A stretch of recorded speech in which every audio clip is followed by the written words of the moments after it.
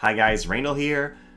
I was really dreading the Kraken raid when it was released because it has insane amounts of HP and it has to be tackled with lightning teams, ideally lightning mages. And I have neither Ranan or Ibarra, and I haven't built Skahal, so my lightning magic squad is actually quite weak. Plus, it was released in a week where, with work and other commitments, I did not have a lot of time to test. I actually took him to level 100 only yesterday evening, so quite slower than I usually do.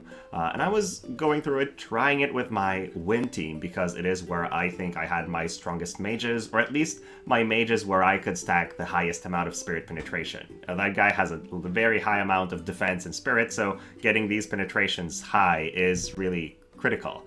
And I ended up getting a strategy with my win team where I clear with 3 turns remaining at the end. I think I saw 2 turns once, but it's typically 3 turns, which I think was pretty impressive.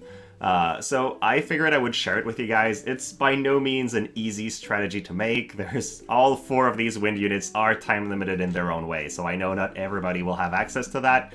But it's what I could do, and I figure if there are other players like me who do have a very strong wind team and don't have as good of a lightning team, it might help them getting a strategy that clears in one go.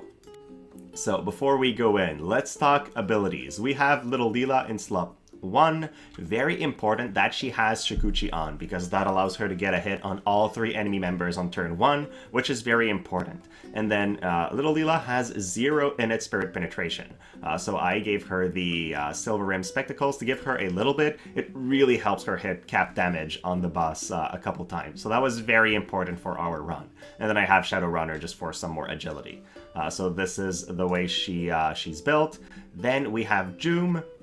She's got some AP generation tools, and then in terms of sub-job, it didn't feel all that important, but I did give her extra agility and extra damage, so we're trying to go for high damage. She's not as much of a damage dealer as the other units, but she does eventually use the Air and Scissor, which decreases single target resistance, and just for that, she is worth running in the team. I had to turn off a Vacuum Veil for this because she uses it on turn 1 over generating AP, so activating her TMR, and it was much more important to have the extra AP than anything else. So that is turned off, and that's it. So after that, she goes in and fights. Also, in her sub-job, since I'm running her own sub-job, I did turn off the Domain of Wind as well, because it's an AoE buff, and I want to generate AP more than anything. Then after that, we have more. In her case, I also turned off the AoE ability, so Good Health and Happiness is not on, so that she uses the Life of Longevity and Prosperity instead. That increases her magic, it increases her damage, so it felt important to me. Then the Spirit Penetration passive is extremely important, and then extra agility and magic. We're just going for as much damage as we can. Finally, we have Luartha. She's in the Dragoon sub-job. Sub-job doesn't really matter here. What's important is that I turned off both her AoE buffs, so All Out Assault and Masterful Melody are off for this mode, so she uses Bells on turn 1 and then goes to fight. She does use her Vision card ability quite heavily in this run, so 3rd time's the charm is relevant, it is very useful, so the Vision card has a pretty big impact overall.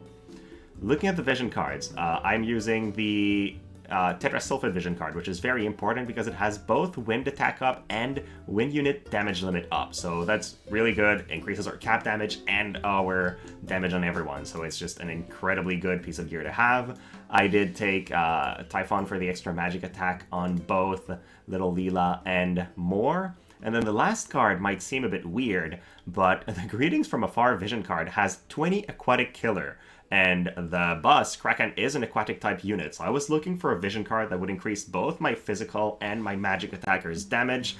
This is it. It has 100 magic too, so it had decent stats, and 20% magic on the individual slot. So with it, even though we're not sporting any kind of Ramu card on anyone, we still hit almost 1400 magic on More the Merrier, so that worked out really well. And she, more often than not, she is hitting cap damage on that Kraken. So this is our team. Let's run it once so you see how it plays out. Alright, here we go. So what's going to happen is Leela, by far the fastest unit, moves to hit all 3, takes care of the ad. So far, so good.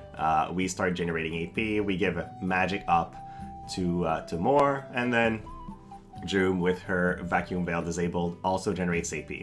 At that point, boss moves on to Leela. Once in a while, she'll get the damage levy counter. That's good, but this time it didn't proc. And then you'll see that she almost always uses Axiom first, because that extra spirit penetration is really important against a guy that has such defensive stats. So at that point, we're going to keep hitting. Axiom now does cap damage, but he eventually plays, breaks the chain. At that point, in the first early turns, what Luartha is going to do is she's going to decrease defense, decrease pierce resistance, and just try to increase her damage that way. Again, because he's got such good defensive stats. But once this setup is done, she begins using different stuff, like 3 times the charm. And then this overall hit did more than, I think, somewhere around 20,000 damage. So it was definitely worth running the vision card for the extra damage here. At that point, Bus is getting pretty low, and I think it's going to be a 3-turn left run. It depends. If Luartha can't kill, Moore is sure to do it, but yeah, we do get it with 3 turns left. So this is it. Hopefully you guys can reproduce this or something close to it. Since we have a 2-turn leeway, I figure if a player has something that's almost as good, but one of these units aren't maxed out, or they have to replace one unit, they might still be able to do it. So hopefully that's the case. If you do, let me know. I'd be curious to know what other variations of the Win team are able to clear this. But this is it. Hopefully it's useful for you guys. Thank you so much for watching, and have a great rest of your day.